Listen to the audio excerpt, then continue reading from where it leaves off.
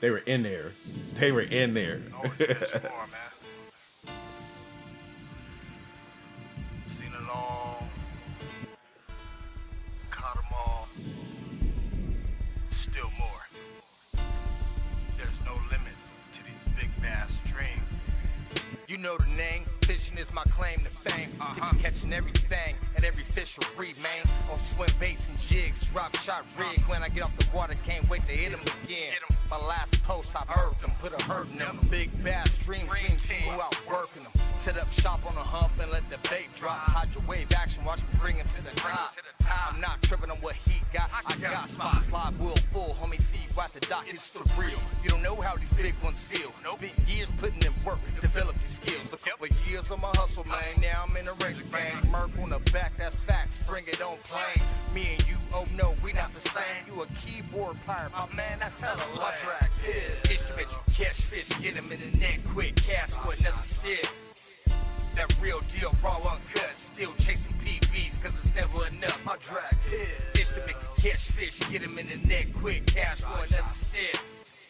That real deal, raw uncut. Still chasing PBs, cause it's never enough. Medium light, graphite for the subtlest bites. Some bright blue skies, not a cloud in sight. It's dynamite when I drop, and the school ignites. Pinning them down on the hop, cause he's taking off flight. I'm using all of my might, securely taming the fight. No fight, despite my Palomar is tight. The conditions is right, water maximum height. Wind slight, temp 60 degrees Fahrenheit. It's a technical thing when I'm finessing these greens and browns. Lit screen showing images. Why is that? Why is that? Dude, like, circumference around. Big bass upright, belly all on the ground. And now I'm vertical bound, it's like a video game. yeah, no, I feel the same way. It's almost like, look at me, look at me. Like, they don't realize we don't give up. Just a small bait twist. Like, we would rather not see you. It's to make you catch fish, get him in the net quick, cast for another stick. That real deal, raw uncut. They're trying to Still justify their chasing PBs, existence. cause it's never enough. My track is to make you catch fish, get him in the net quick, cash for another stick. Yes. That real deal, raw uncut. Still chasing PBs, cause it's never enough. My track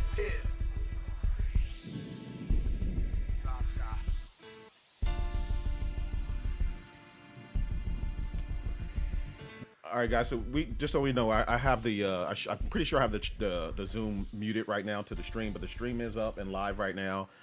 We got 8 people just waiting. I got just the landing screen, the starting screen just up. So we're gonna go in here. We got about 3 minutes before 5 o'clock. Then we're gonna go in. But just a heads up, I'll start us up. I'll intro us and give us our good look into all the people who are out in the stream and such, and then we'll be on our way.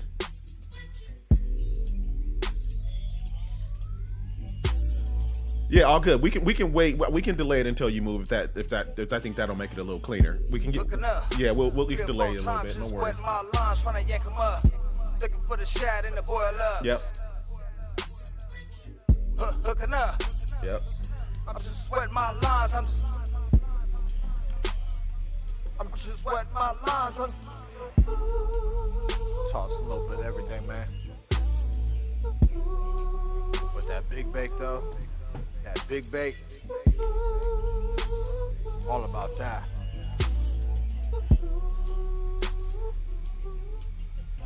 That grind, that moment. It's all about that one moment.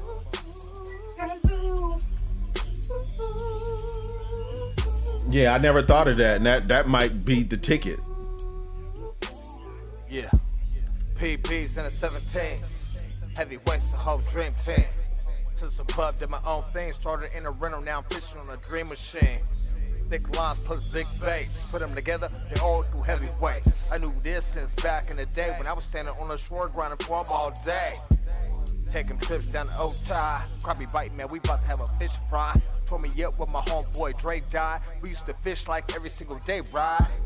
I'll be up while you snooze on a crack and dime, dedicated, can't lose. Big bass dreams, who knew? Bring it all to fruition, all I did was follow through. Get loose. Get loose. Get loose. I fish all the time that you see me. From sun up until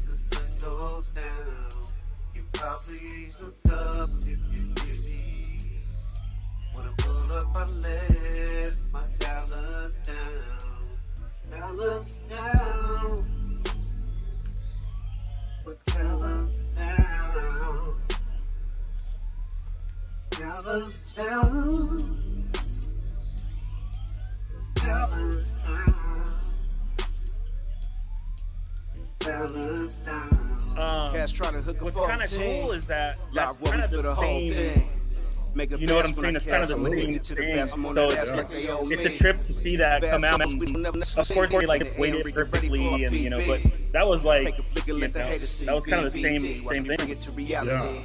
Yeah. Mouth bigger Yeah, than it dinner reminded plate. me of the They Ned stuck rig a late. little I'ma bit. toss me a Hudders's Bay. Show me that. Never snapping, always looking up. Ranger give a peace sign when they Yeah, see us it's pulling different, up. you know. Yeah. Yeah, I know the we Ned do the rig is most. stupid Fast hole, clean, yeah, we fishing Isn't in the it lake crazy? clothes. Yeah. And Got they about eat it, 8 man. poles. Ranger gang headed to the spot, never slow mo. They eat it. Real slow. That was money that fishes that thing religiously at Canyon In Lake. the zone of my boat. And that's all he does. If I could, I never Yeah, go pretty home. much. The hella people at the lake, they must have seen the bastard I posted on my Shit. page. I mean, Hooking up, hold 'em up. Ain't no other angler that be dope as us. We hooking up. Facebook Live for like 5 minutes. 3 or 4 times, just Okay. sweating my I don't know lines if trying that to yank helps him or up. not, but Looking for the shad and the boil up. Hooking up. How have you guys been doing? Oh, go ahead. no, we go, good. keep talking. You're good. Oh, how have you guys been doing with the show? Is it gaining any some popularity? How's it going? It's gaining traction for sure. I mean, really, it can't help but gain traction just because of the people, the quality of people that we've been having on the show. I Yep. mean, every week we're killing it with the guests and Yeah. and the people that are watching are giving they're giving great feedback. Yep. You know, I haven't had anybody say, "Oh, you should have so and so, or you should do it this way or that way," like most people do.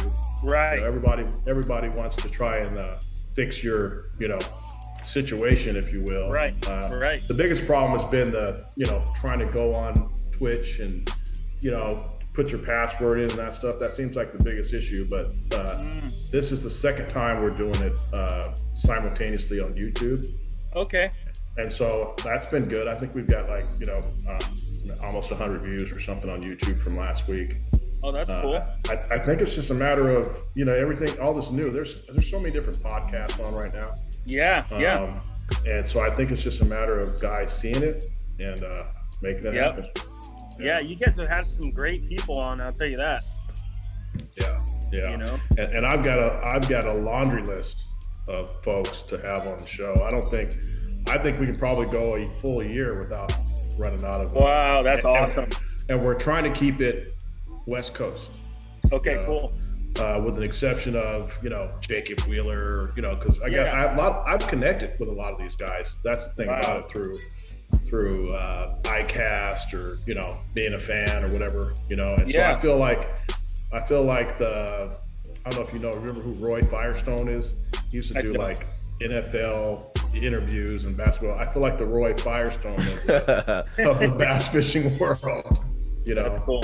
Yeah. So it's exciting. I'm excited. I feel like it's probably going to take about a year at least. But I think we'll have a successful show. But plus we're having fun. Yeah. That's the thing. I love this. I love doing this. I don't care if if somebody says, "Hey, we want to sponsor your deal. We're going to give you $100,000." Great. Right. Nothing's going to change for us. That's cool. We're going to keep doing what we're doing, I'm sure. But yeah, this is cool for me. I've never been on a podcast before.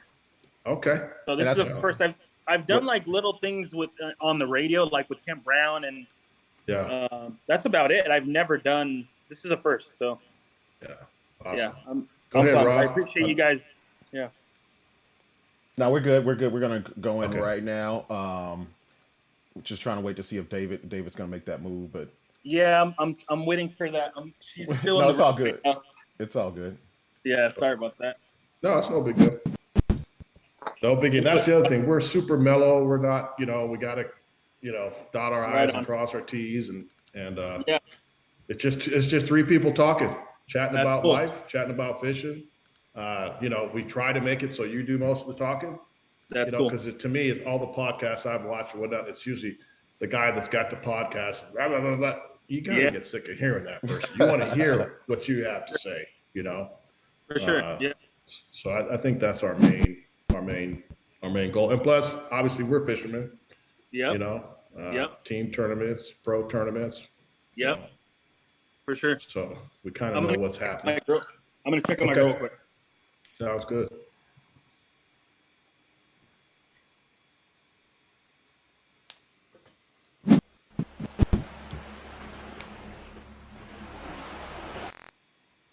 All right, guys, you can hear me right now, my voice on Facebook Live. Check it out. Go to Rodwin Fishing. Go to Twitch, One Rod Todd, or also go to Facebook. We're also live on, where are we? We're live on YouTube. So on Rodwin Fishing. And Facebook. So, and we're live on Facebook too. Wow. Okay. So we're getting down. We're getting down. We're getting down. So yeah, so hope you guys check it out. I just want to come up on Facebook Live for 5 minutes, just long enough for you guys to get you over to the channel. So see you over there, and hope you guys watch. Yes, sir. There he goes. It's making the move. Just like a tournament. Just like a tournament. Yep. All right. This. All right, we are dialed in now. I put my phone somewhere where.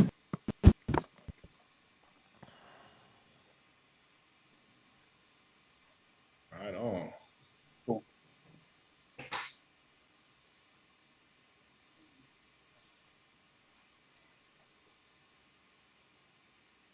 Trying to put the phone somewhere where I'm not moving it around Take your time. so much.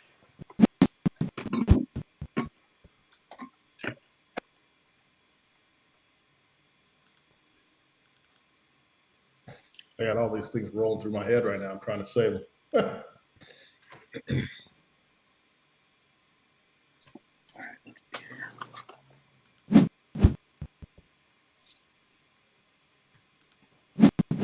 Yeah, I just got back from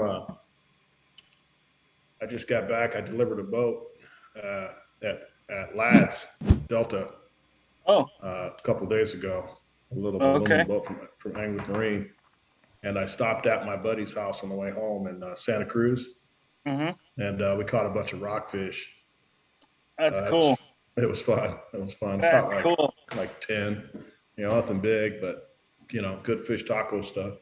Right. Oh, heck yeah. So, yeah, we're fishing like 60 feet. Okay. All right. Cool deal. So we got David Valdivia locked in now. He's in his office. Welcome you guys to the next installment or the latest installment of the One Rod Todd podcast. We got another great guest here, a West Coast angler, a very, very accomplished angler here on the West Coast. I just want to shout out everybody who's out there in Facebook world, who out there on Twitch, who out there on YouTube, anybody who's out there watching, supporting, following. Make sure you guys hit that subscribe button. Make sure you guys hit that follow button. We appreciate the support. We're going to continually bring you guys great guests week in and week out here on the One Rod Todd Show. It's not always about personalities. It's about successful people. It's about all kinds and kinds of stuff. And we're going to ask the difficult questions. We're going to let these anglers talk.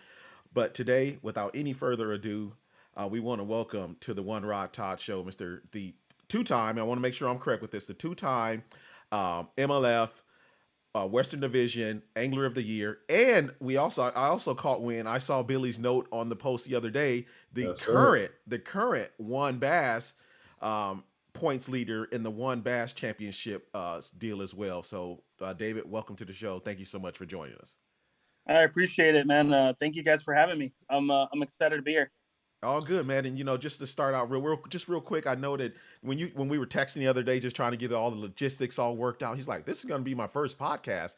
That actually made me very, very proud when you told me that, because I'm like, wow, we get David Valdivia on the first podcast. I know you've done some things on the side, with Kent Brown and some other shows and things like that, but this is your first time on One Rod Todd, and we definitely gonna want to have you back for sure. But man, welcome to the show, man, and I know Woods is happy to have you as well.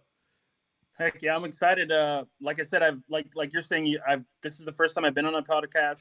I've done a couple radio things, but yeah, man, I'm happy to be here with you guys. First, like I said, it's my first time, so we're here.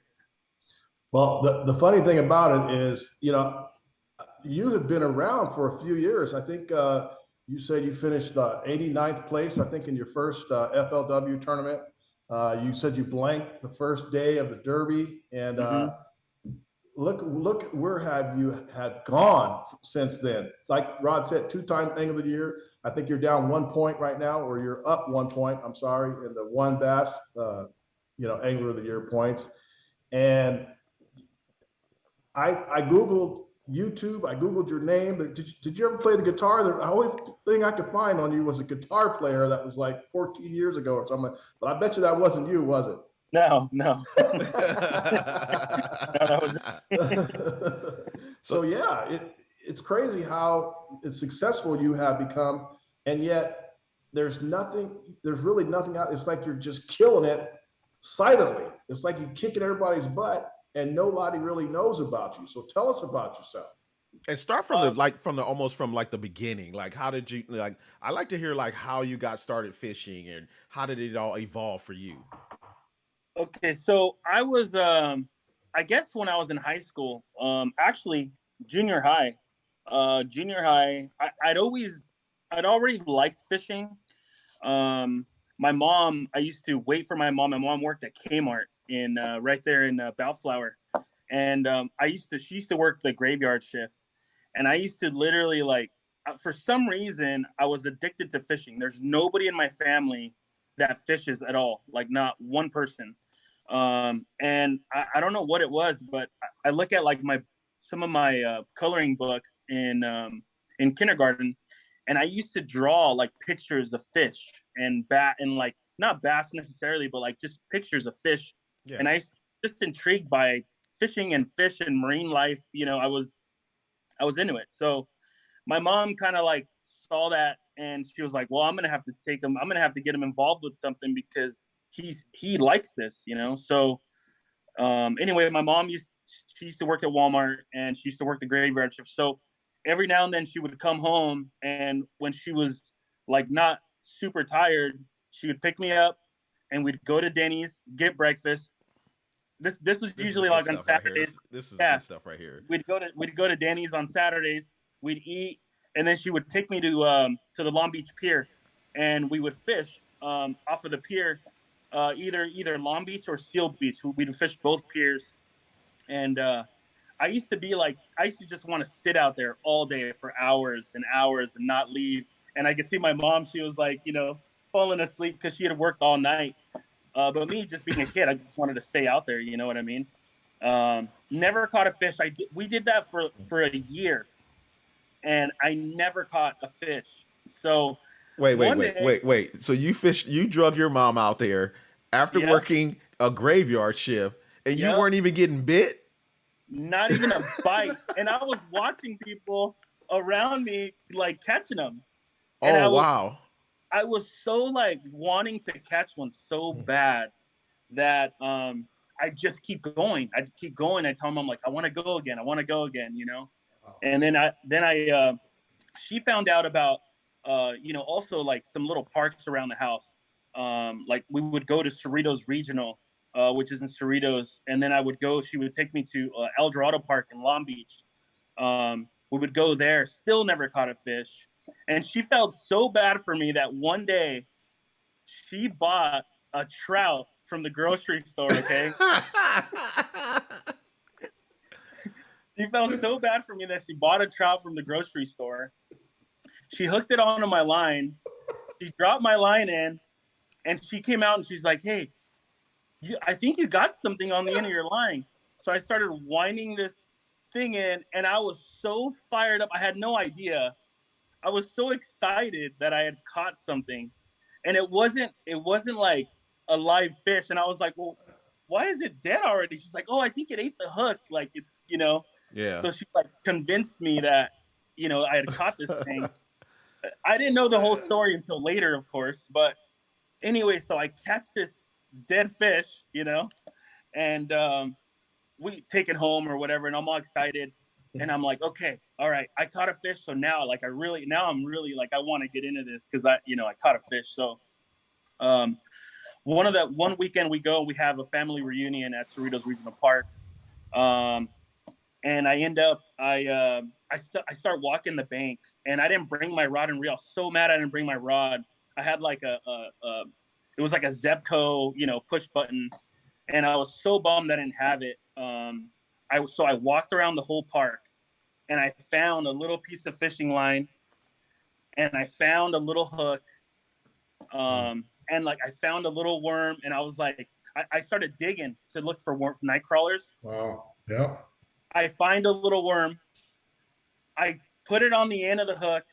I drop it, and that was the first time I had ever felt a bite, like something grabbed my line, and like I got something, you know. So I drop my line down, and I feel this thing tugging. I'm like, wait, what? I didn't pull it. So I pulled it out, and it was a little bluegill, and I'm like, I felt that thing eat the worm, you know. Yeah. Right. And that's when it all clicked. That light went on. That's when everything, like the bite, that, you know, feeling the fish tugging on the end of my line. I was so fired up. I remember going back to my family, because, like I said, we're having a family, and I was screaming, I caught one, you know. Yeah. And it was so cool. So I caught that fish. And then once I found out what it was, there was a guy at the park there. He's like, oh, that's a bluegill. You just caught a bluegill. And I'm like, really? He's like, yeah. He's like, hey, keep throwing your line out there. Maybe you'll catch a bass.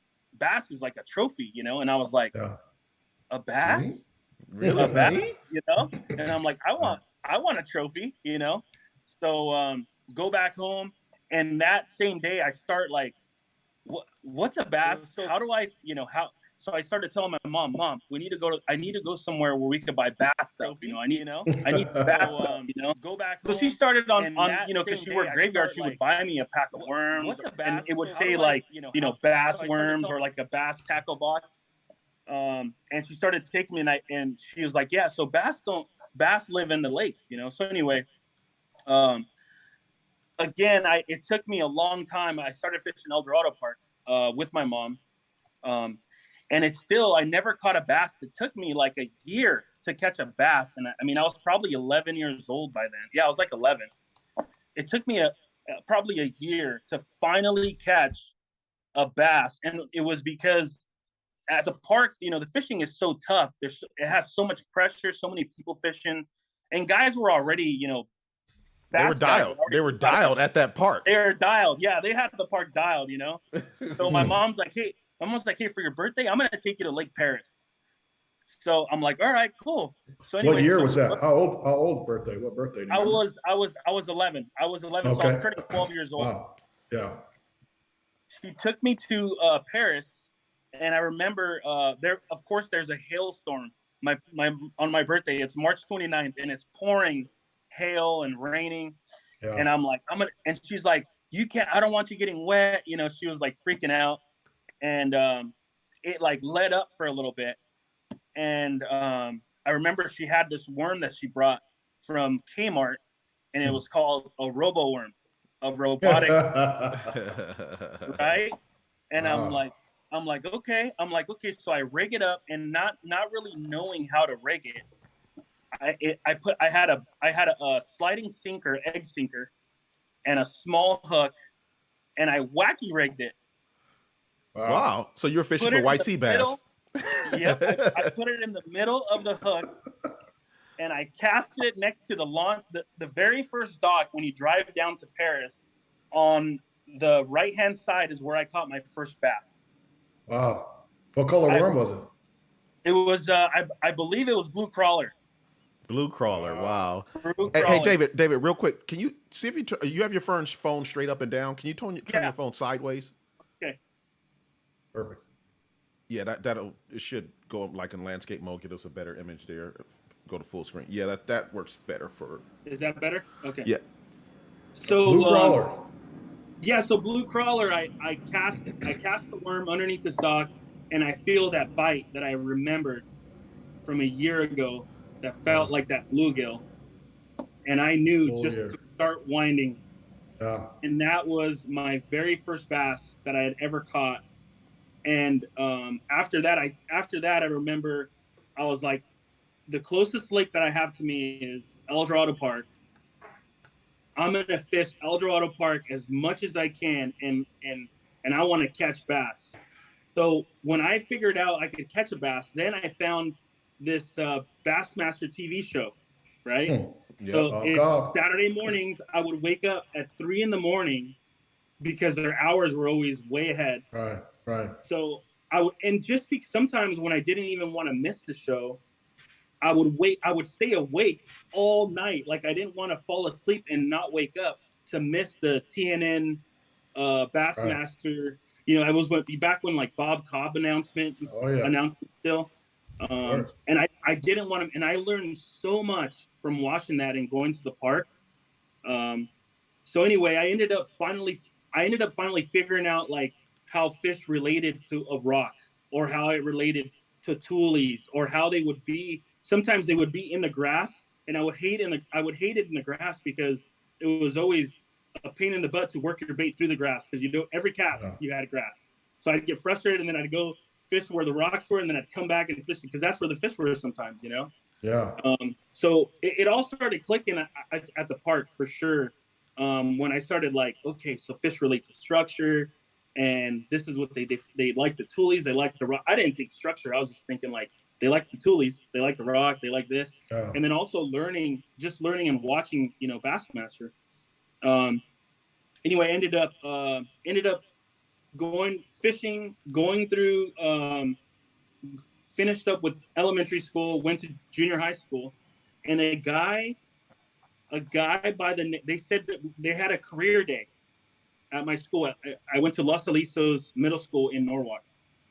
They had a career day, and a guy by the name of Jason Blackwell, that now owns Bob's Fishing Tackle in Norwalk, ended up coming in as a guest speaker to talk about how you can become a bass fisherman. So what brought him in that day? Like, did he have a child there or something, or how did that work out? No, he didn't have any. He went there out of his own, you know, will to go and show kids what bass fishing was all about. And I was like, wait, there's a fisherman here that's going to talk to us about bass fishing. So I was like super excited. And I was like, wow, there's a bass pro at my school talking about fishing. And I was like, so anyway, I introduced myself to Jason, and he was like, hey man, come by the store anytime, have your mom bring you. He's like, and I'll show you some baits. He's like, matter of fact, here's some baits right here. He gave me baits, and at that point it was English Choice. He was sponsored by English Choice and Weapon. I remember English Choice. I remember those worms, the blue ice. Yeah. Blue ice, English Choice with that little bitty kick tail on there. That used to be the deal. Yeah, exactly. So it is so funny. It's so funny how everybody that, you know, we talk to or that we've been talking to, and it's just like people who are just from a certain region of the country, and we've been talking to guys from the West Coast. It's kind of like we all kind of have the same type of story per se, where it wasn't directly, you know, and put in front of us, but we caught the itch some way or another from somebody very helpful, and just people, you know, helping us along the way, man. I've had some great people help me, just like the guy who showed up at your school and the guy who's giving you baits and stuff, man. That's a great, just great for children. And that's why I do it today for the kids. You know what I mean? I see kids, I try to hook them up because I know how I felt when people were hooking me up when I was a kid. Yep, exactly.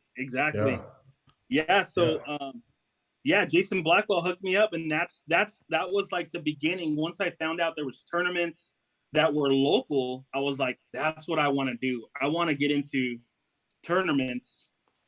I had no idea there was tournaments at Lake Paris. I had no idea there was tournaments at all the local lakes. And yeah, that's pretty much how it started. I ended up going to Bob's Fishing Tackle. Shout out to Jason Blackwell. Straight up. Shout out to Jason Blackwell.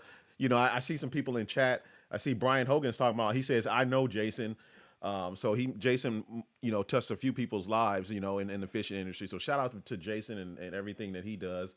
And everybody else who's in the chat right now, who is checking us out on Facebook, Twitch, or YouTube. We appreciate you guys stopping in. As you guys know, this is episode 5 here with David Valdivia. We're just playing some catch up right now. We're going to get into the meat and potatoes things in just in a second, because we want to talk about some more recent tournaments action and what he's got coming up. And I know Woods has got some good questions as well. Well, the main thing I want to know is because I know you're in a bass club, okay?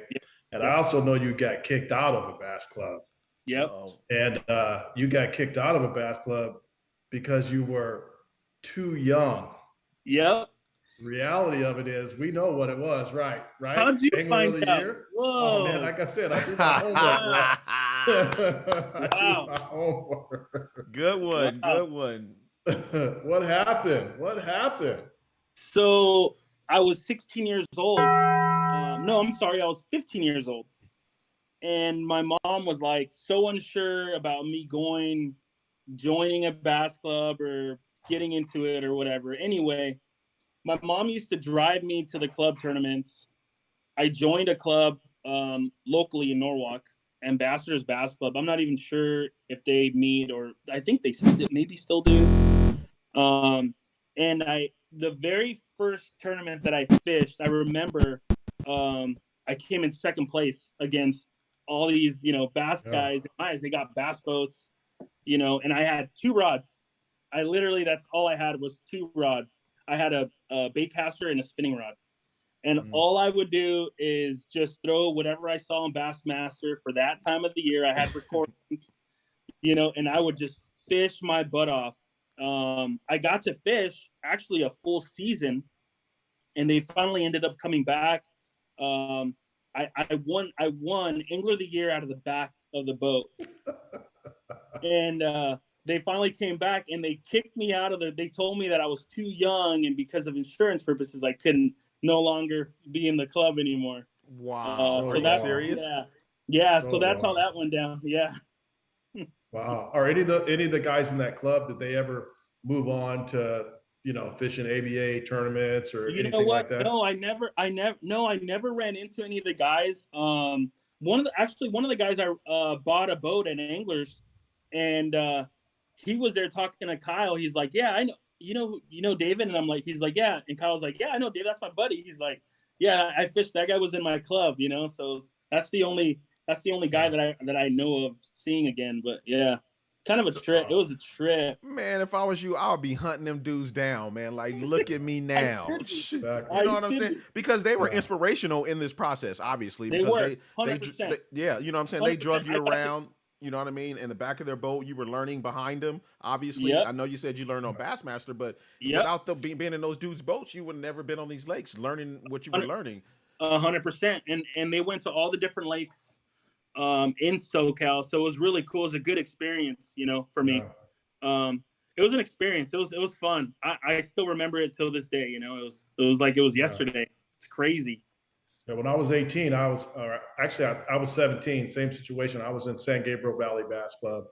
And I backseater, I learned a lot. There was a guy, a quick funny story is one of the guys that owned the tackle store, he had a small aluminum boat.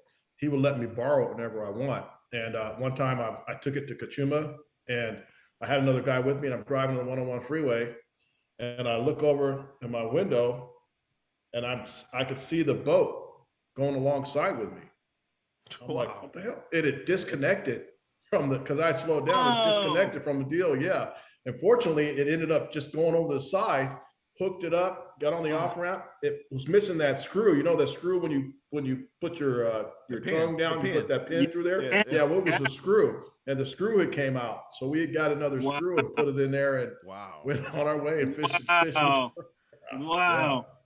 That was about 1983 or somewhere around there. It's crazy what you would do just to go fishing, man. And similar kind of same story would happen to us when we were kids. We were driving up to Lake Pyramid to rent boats at Pyramid. So we're driving my friend's car. It's 3 a.m. We're so excited. We're just like trying to get there. We go to stop to get food right there by Magic Mountain. We get back in the car. None of the lights will come on in the car. So we just continued on, pushing on, no lights, driving up the freeway. We was like, forget it. We're going to get there. Grapevine? No, just up the Grapevine with no lights on the car. Oh, my goodness. All to go to Lake Pyramid, man, just to go fishing, bro. Wow. Yes, wow. Sir. So ABA, man, you won. I got here in my notes, you won 29 derbies, probably up to 30 now, I'd imagine. $107,000. Yeah, that's a lot of coin for someone that we don't know a lot about, man. That's crazy. Yeah, and team tournaments, man. So Greg Whitehall was my partner, a guy that I met at Bob's Fishing Tackle. That Greg's the guy that like took me under his wing and was like, hey, he's like, he saw me going into the store. I was still in high school. I wasn't in the club anymore. And he was like, hey, he's like, do you want to fish team tournaments? And I was like, I would love to. Like, yeah, of course. He's like, he's like, do you have a job? And I was like, no. He's like, okay. He's like, how about you work for me on the weekends? And then the weekends that you don't work, we fish tournaments. And I was like, Nice. Run it. yeah, let's do it. You know? Sign me up. So, yeah, I was at a shop. He was teaching me all the ropes with cutting pipe, threading pipe as a, you know, he's a electrical contractor. So, I ended up learning a bunch of stuff from working for Greg. Yeah, we literally started fishing tournaments together when I was 16 years old. And he was a hardcore ABA guy. So, like, that's what we did. We did ABAs, SoCal. And his big thing, which I feel like really helped me, was he would want to fish a tournament one weekend at Kachuma, the next weekend at Pyramid, the next weekend at Castaic, the next weekend at Paris, the next weekend at Silverwood, the next weekend at Casitas. That, you know, we were cutting your teeth everywhere. Yeah. Every weekend. And his goal for us was to win a tournament at all the lakes in Southern California. He's like, we're more than that. Our goal, we definitely did more. We literally won.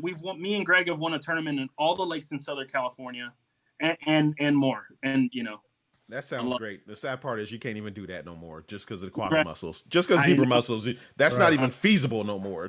You can try to dance around it. We know there's ways around it at times, but you know that's a risky take there. So that's crazy, and that's good. That makes you a well-rounded fisherman. I'm gonna ask you a question.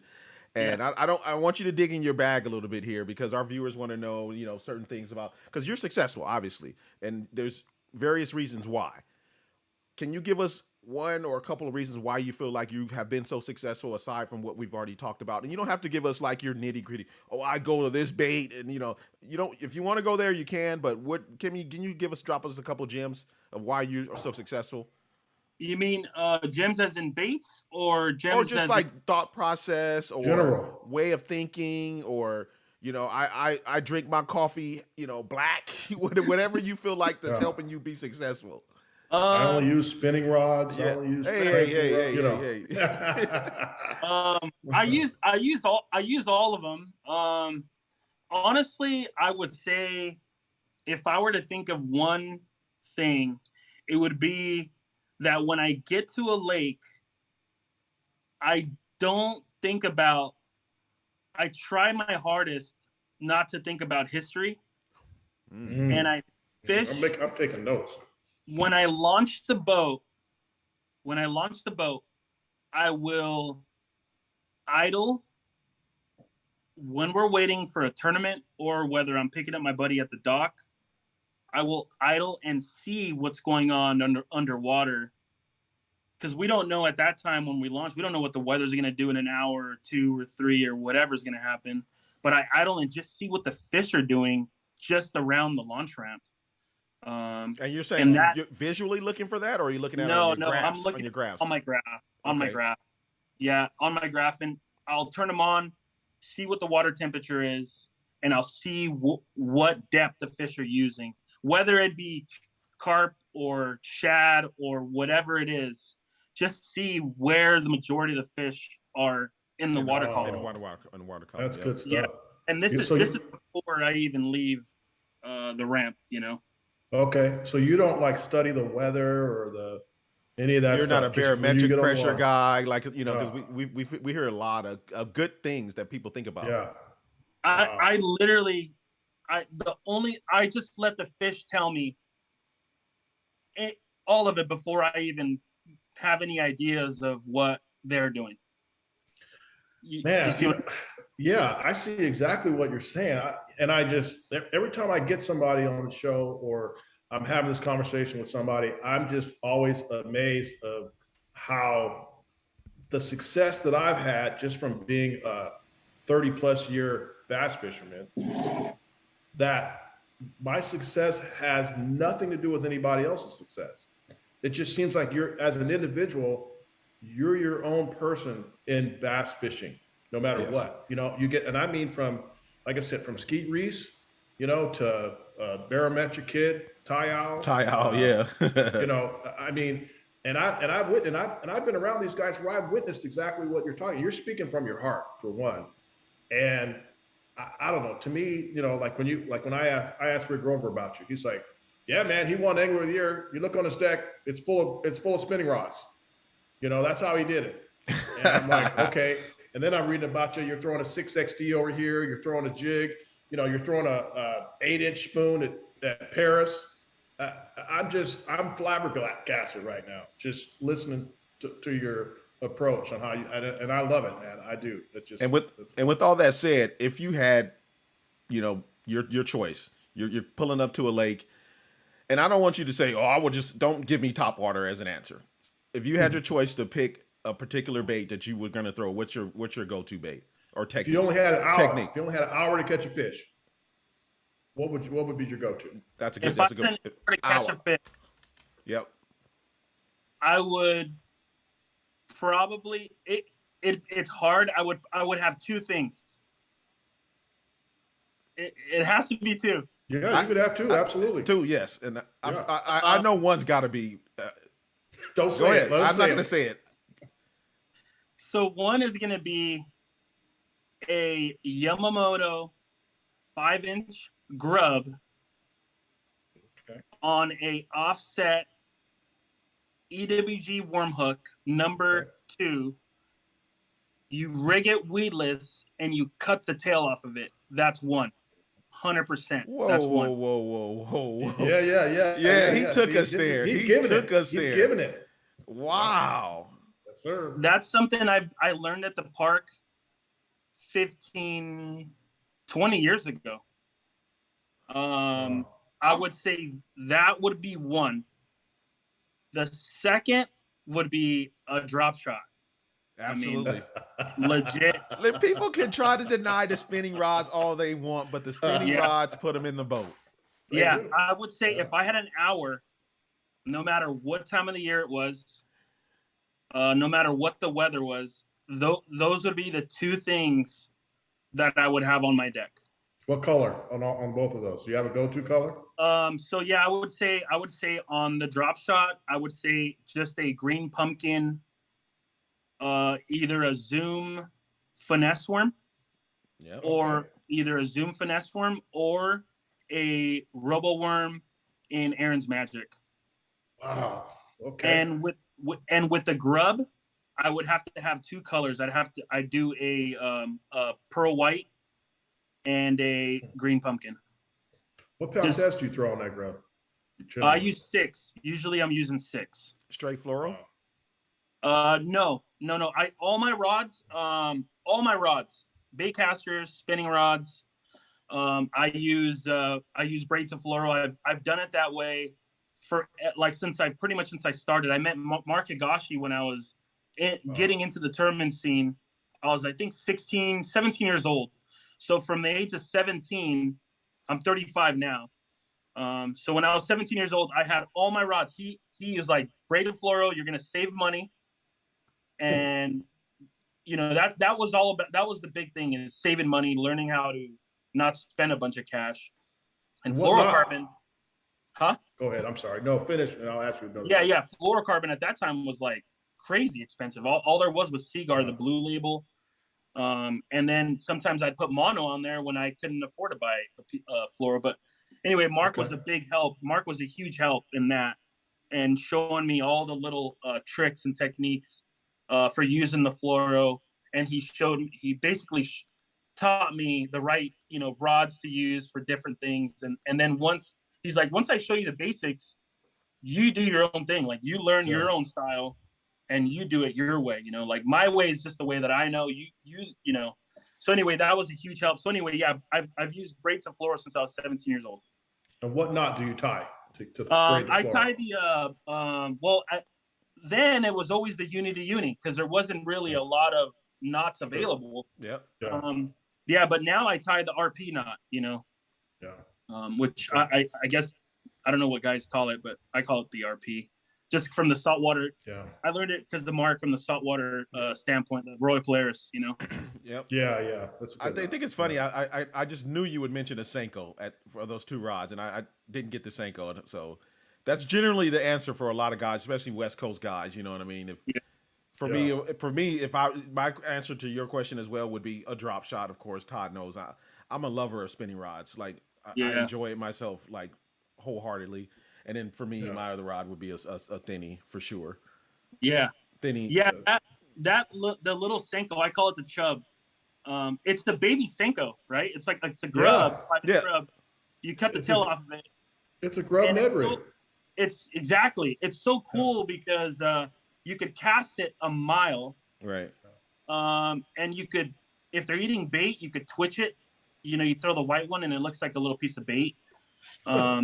And if they're eating gills or craws, you drag it on the bottom and they eat it just fine. Now guys have what's called a cover scat, right? Like everybody throws the cover scat, but that little thing was something I learned it at the park when I was 15, It almost sounds like almost an Ica too. Or so it kind of gives off an Ica vibe. It's like an Ica vibe. Yeah.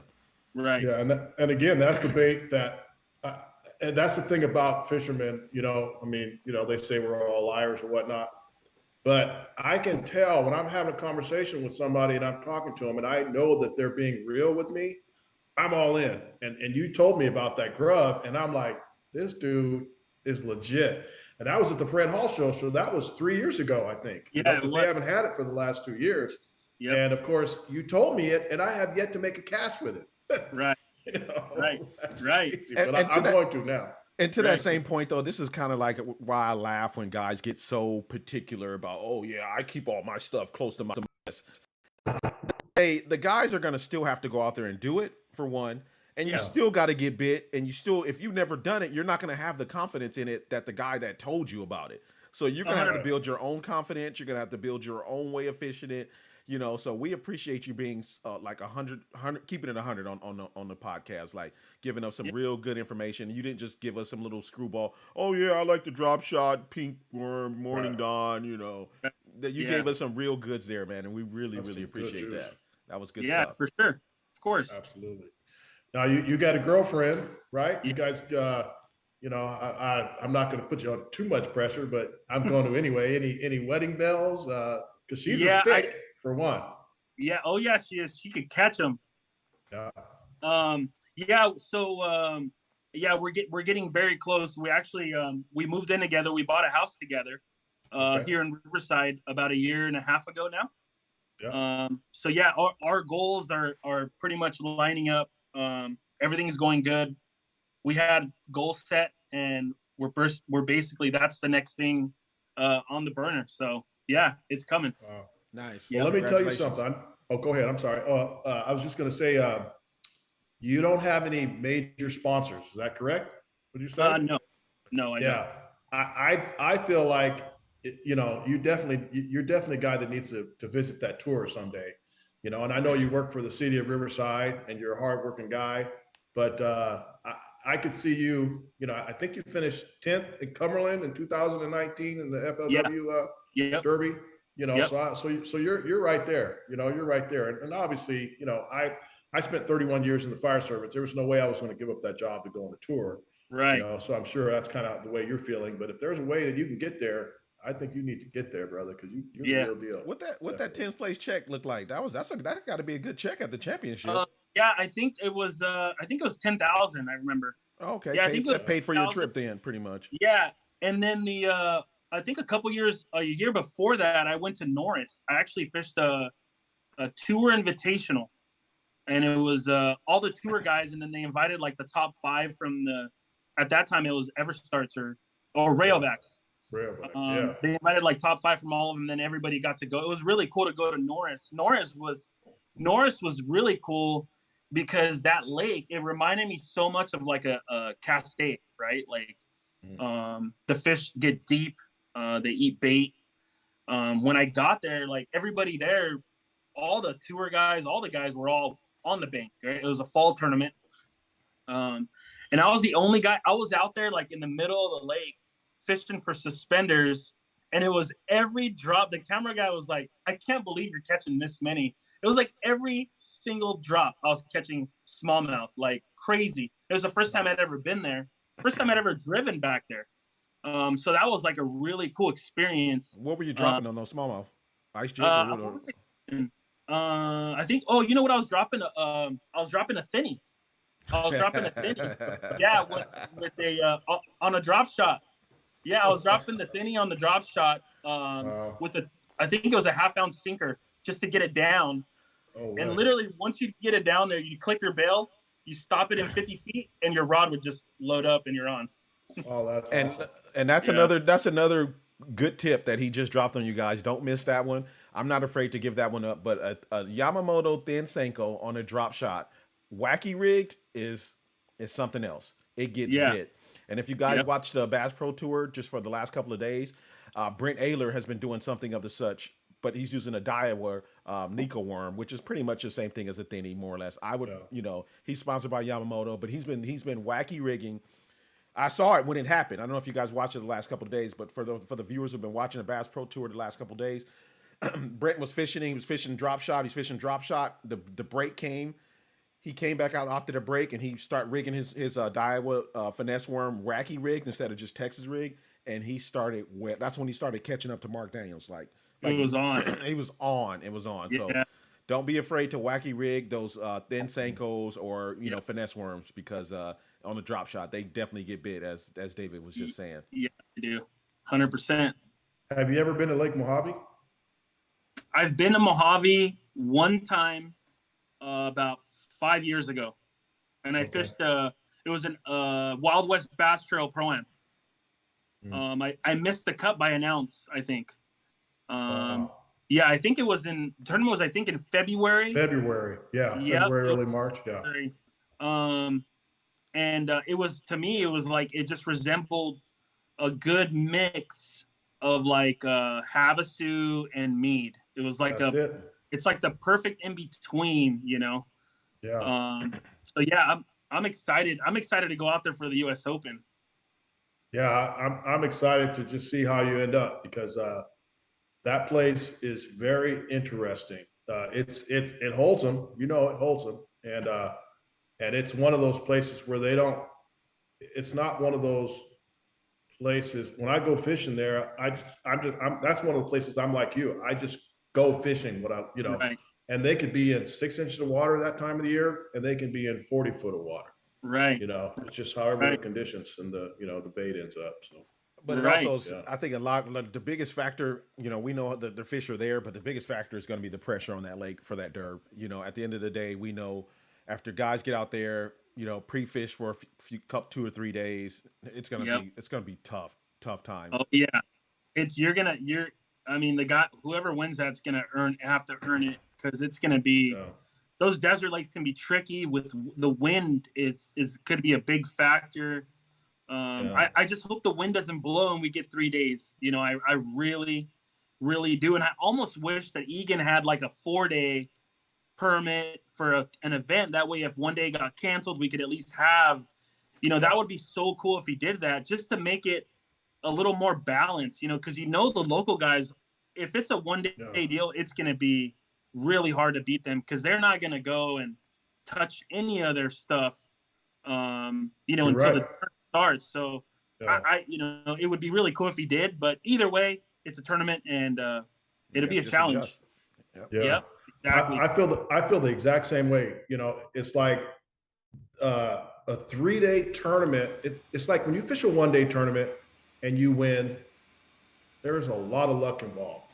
Okay, 100%. A 2-day tournament, a little bit more skill. A 3-day tournament, you've managed your fish, you've made adjustments. There's no difference there's a big difference between 3 days and 1 day. And if you even watch the standings on a 2-day tournament of the anglers in there, they're always different than the anglers that are in there in the 3-day tournaments. Always. So many days, so many tournaments, a lot of these pro tournaments, I've been in 50th or 30th after the first day, and the second day I make the cut, It's just making the adjustments, and exactly like you just said, it's always you see the leaderboard completely change, you know, the next day and then into the last day even, you know. So yeah, 100%. Yeah, and it'd be good for the Lake Mojave, all the casinos are better if we had to stay another day. Exactly. You know, Exactly. it'd It'd be really cool if thing. we did that. Yeah, and most people aren't going to work the next day anyway, so. No way. Yeah. No way, not after No that. shot, no shot. Yeah. Yeah. Good stuff. So what's the future hold for you? Obviously, you know, the 2 tournaments we talked about, but. Yeah, so after the U.S. Open, we have the Gunnersville, the MLF Gunnersville event, which that'd be. I've always wanted to go to Gunnersville. You know, it's a bass factory and it has a lot of history. You know, of our bass fishing world. You know, so I'm excited to go there and just be there. You know, so yeah, I'm gonna make the long drive to Alabama to fish that thing. You know. Yeah, it is a long drive. Yeah. Oh yeah. Yeah, I think it's I typed it in. I think it was like 31 hours. Yeesh. Yeah. That ain't no joke. I've been and with there, these gas prices, Jesus. Right. Well, hopefully they'll go down. It's going to be about $3.50, probably between $3 and $3.50 a gallon once you get past Arizona. Yeah. You know, so it becomes a lot better. Yeah. It's always cheaper going east. You come back home, that's when you start getting hit. Hopefully you got a check to go with you. 100%. Yeah, I when I went to Cumberland, that was a long one. I think it was like 38 hours. Yeah, that was a long drive, but it was well worth it. That place is so awesome, you know. Yeah. But so many of those lakes, so many of those lakes back there resemble our lakes, you know. There's there's quite a few of them. But I have, you know, of course the river systems would be different, but the lakes that I have been to back there, they, you know, there's some resemblance. Yeah, definitely. And the thing about it is at Gunnersville, there's you can flip, you know, there's grass, there's rock, there's ledges, there's gizzard shad, you know, and obviously all the other stuff, bluegill and everything else. Mm-hmm. But yeah, it sets up. And what I like about those places, and it seems like I've had most of my success, is when you can get away. And I know you're that way too. You don't like to fish in crowds. Yep. You know, I would say I have only seen you 3 times in all the tournaments.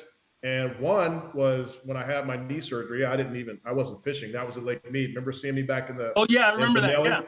Yeah, I saw you there. And then the other 2 places was Diamond Valley when you were with your girl and you were sight fishing in practice and you destroyed me during that tournament, just completely destroyed.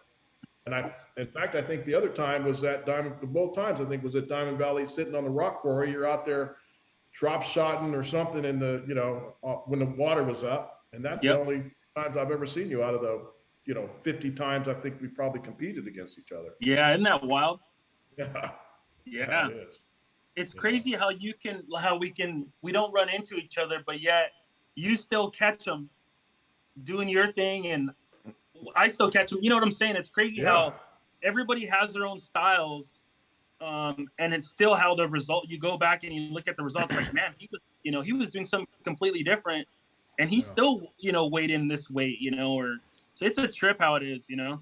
And it's kind of funny you say that. It's kind of funny you say that. And I feel like that's what's helped Todd and I in the past, you know, when we competed together in team tournaments, because as fishermen, we are different fishermen in a lot of ways where Todd don't want to pick up a spinning rod.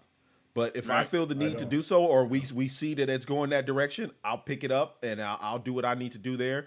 He does things that I traditionally wouldn't do. So it kind of, you know, we both have different ways that we like to fish and we just put it together and it works out just as you were just saying. Right. Yeah. You guys do it too. Heck yeah. Yeah. And speaking of that, JD Blakemore, am I saying that right? Yeah. He fished with you at Havasu. Yeah. And he said that you didn't have a fish. Is that right? Until like 1 o'clock or 1:30 or something like that. 1:45 and we had a 2:30 weigh-in. What? So I want to hear about that. Tell me about that just quickly. So we fished. I thought I could, you know, run around and throw reaction baits and pick off some good ones. You know, I really did. But I knew in the back of my head I had this one stretch of bank that I could go to and get, you know, some 3-pounders. Like I knew, but I just I didn't think it was going to be possible when I left down there. I was thinking like, I don't have enough time. Like, I'm not going to catch a limit. Yeah. I'm going to pull up to this stretch of bank and there's no way. Like, I just don't, but I'm also thinking like, man, like at Pyramid, sometimes at Pyramid, those fish don't fire until 2:00 and your weigh-in's at 2:30. Like, it happens a lot of our lakes, or even when, as simple as like when the first flight weighs in, as soon as the first flight weighs in, the fish feel it and they're like fighting like right now, and they get good fast. That's why a lot of guys in second flights catch them all the time. But anyway, so we're down in the lake, we're running around. JD catches 2 nice, like 3.5 pounders behind me. And I was like, man, that's awesome. I was like, man, this guy's he could catch them, Yeah. So we were going around and I was trying to make it work. I was trying to make the reaction thing work. He catches 2 nice ones behind me and I'm like, all right, okay, it's 1:30. I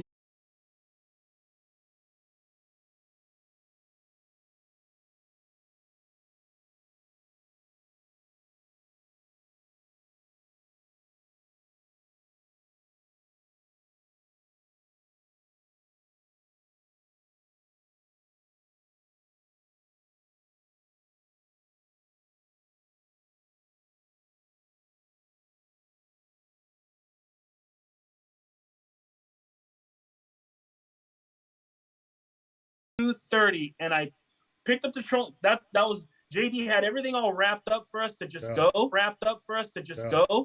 He was like, dude, you're like, I'll set it up. Just keep cat.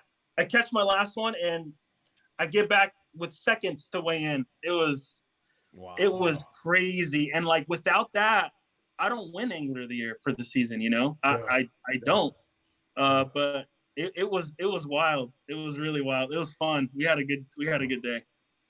Good stuff, man. Man, it's just crazy. Just that, like, and a lot of people think, and I was talking to Todd about this, and social media has kind of, for lack of a better term, ruined this whole idea of like, just that small little window changed your whole season, changed your whole day.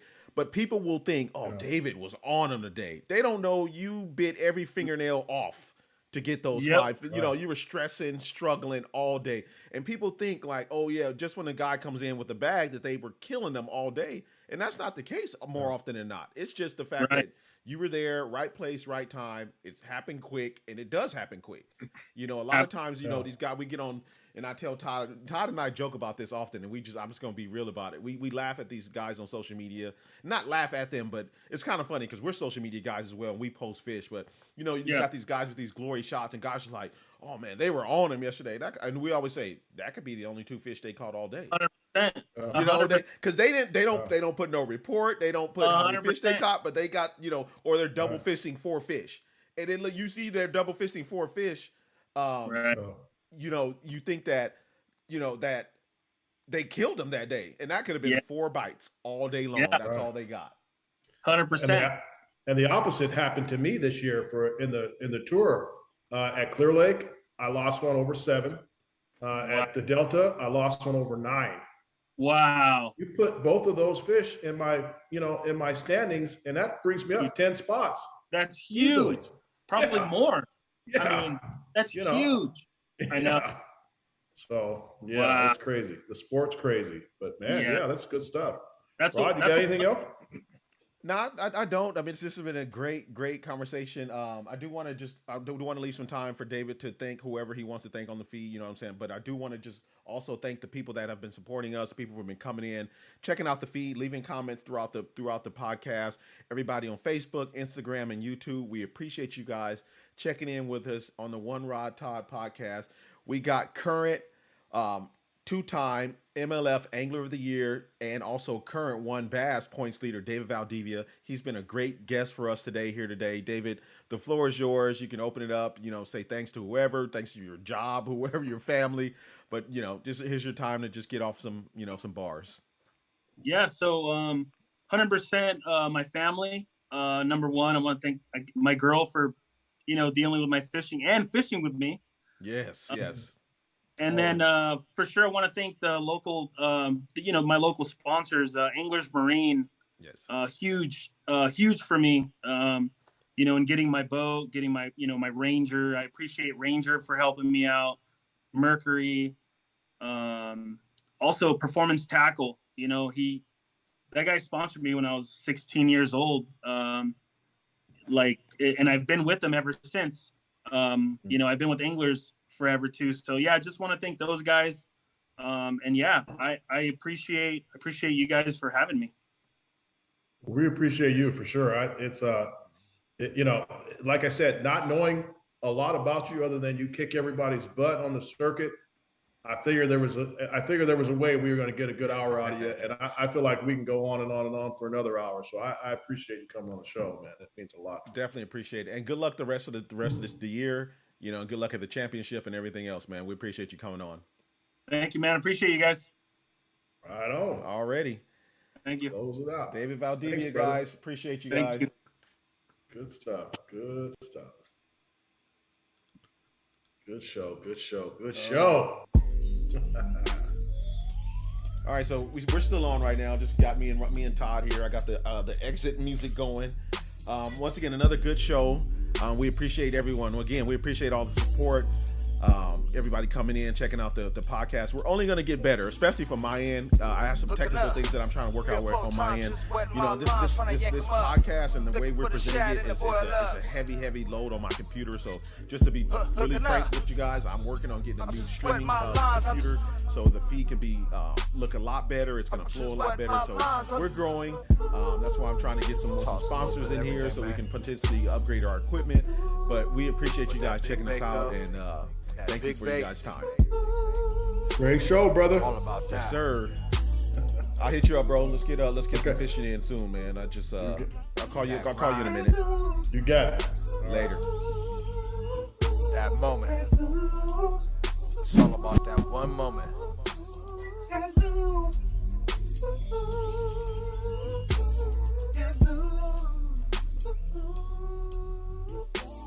Yeah. PPs and the 17s. Heavyweights, the whole dream team. To the pub, did my own thing. Started in a rental, now I'm fishing on a dream machine. Thick lines plus big bass. Put them together, they all do heavyweights. I knew this since back in the day when I was standing on the shore grinding for 'em all day. Taking trips down the old tie. Crappie bite, man, we about to have a fish fry. Told me up when my homeboy Dre died. We used to fish like every single day, right? I'll be up while you snooze on a crack and dime, dedicated, can't lose. Big bass dreams, who knew? Bring it all to fruition, all I did was follow through. Get loose. Get loose. Get loose. I fish all the time, and that you see. From sun up till the sun goes down. You probably hooked up if you with me. When I pull up, I let my talents down. Talents